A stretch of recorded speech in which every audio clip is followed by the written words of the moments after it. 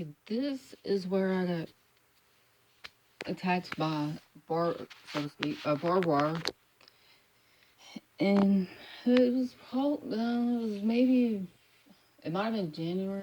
It was a few months ago, maybe 4 or 5. Well, could have been February. I don't know. It's at least 2 months ago, maybe 4 or 5.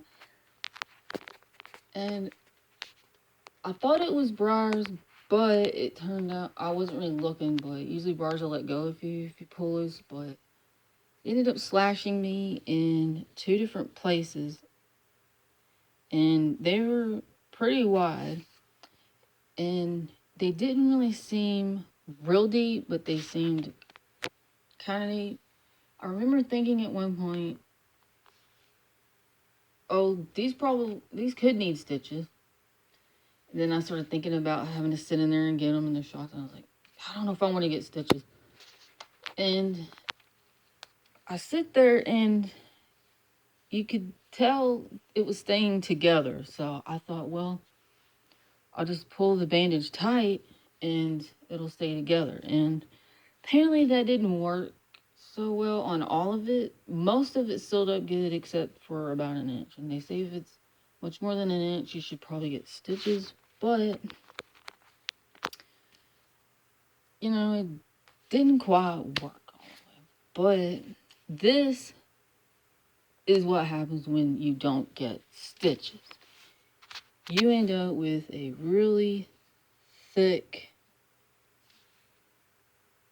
scar, and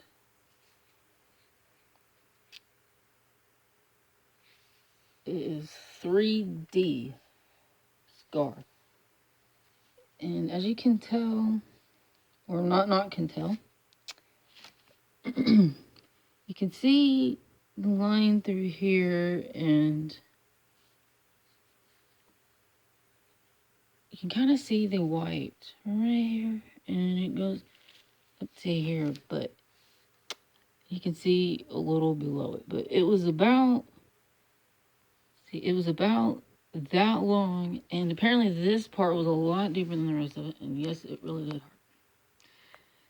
hurt. So next time y'all get a cut or deep cut, y'all might want to get stitches unless you want to end up with this. Now this is lighter than it was. It was, I want to say twice as dark as that,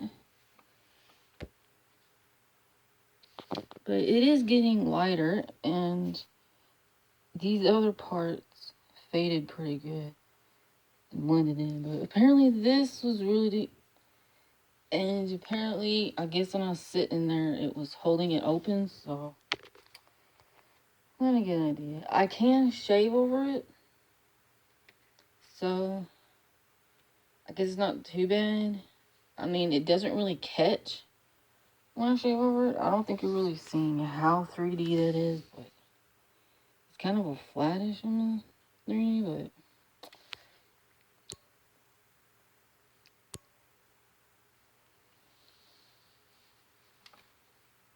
I'm not sure if you can see the other scar there. But you can, well, it's actually a little bit of a scar too.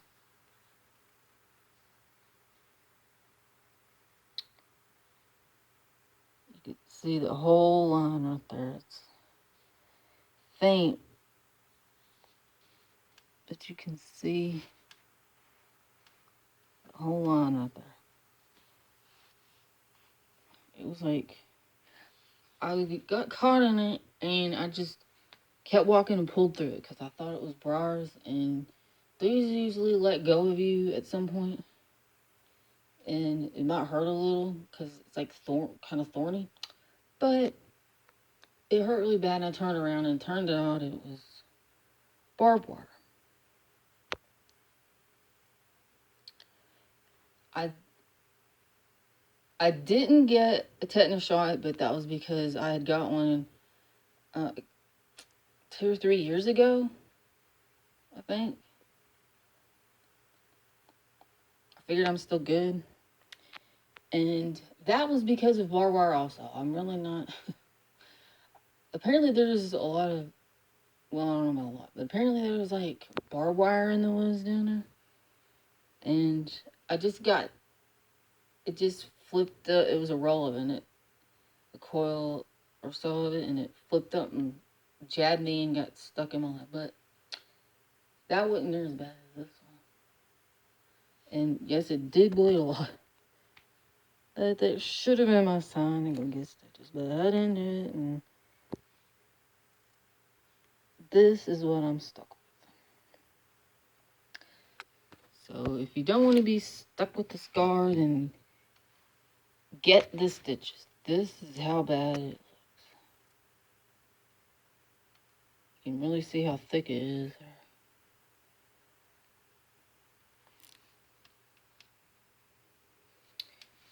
I'm usually not that much. You know, it usually doesn't bother me to have a scar, so. Or whatever, because I've actually had stitches at least a few times. But it usually doesn't bother me, but this one's just so thick and noticeable. It doesn't really like bother me. It was like a little tender, but it's not really that tender much anymore. But this is what happens when you do not get the stitches. And yours could end up worse. You never really know. I'm sorry I don't have a before picture, but you can probably picture two big gashes like that. Of course, it would almost seem obvious that you need stitches, but apparently parts of it, this part of it would sit open. But I guess because it would have healed together if it didn't. I don't know. But in my defense, I would put a bandage on there, leave it for a day or two, because I would mix like the Chop-on a Bottle ointment, salve, and Vaseline. And Vaseline takes a long time. It takes like a couple days for it to dry. So it would keep that ointment on there for a long time, and you wouldn't have to change the bandages on it. That's one thing you can do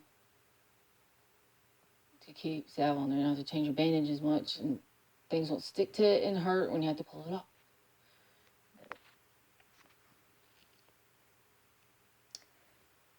Anyway, so I didn't really notice that it was turning into this until later on, and yeah, that was not a good idea not to get stitches. Just go in there and get stitches anyways if you can. It doesn't have to be the ER. Maybe the walk-in ones could do it. But I live in the U.S. and we pay for our insurance, so you know how it goes.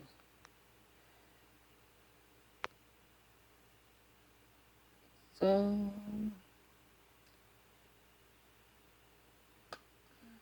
yeah, this is what happens. So just go and get the stitches unless you want this to happen to you. Thanks for watching.